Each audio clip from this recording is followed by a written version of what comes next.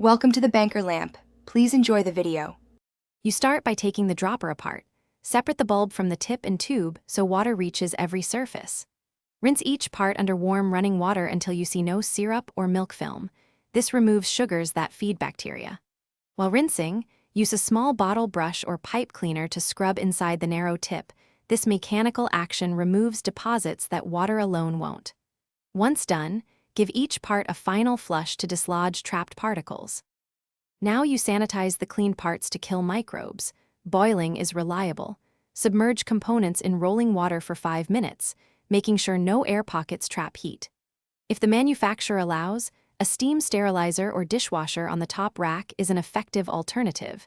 These methods use high heat to sanitize without harsh chemicals. After heating, carefully transfer parts with clean tongs onto a dry, clean towel or drying rack. Air drying prevents recontamination and preserves the bulb's shape. You finish by ensuring every part is completely dry. Moisture invites mold. Then reassemble the dropper so seals and fit are correct for accurate dosing. Store the assembled dropper in a sealed container or a designated drawer labeled for baby use to keep dust and kitchen contaminants away. If you ever notice lingering droplets, a sticky residue, or an off odor, repeat the rinse and sanitize sequence immediately. If problems persist, replace the dropper.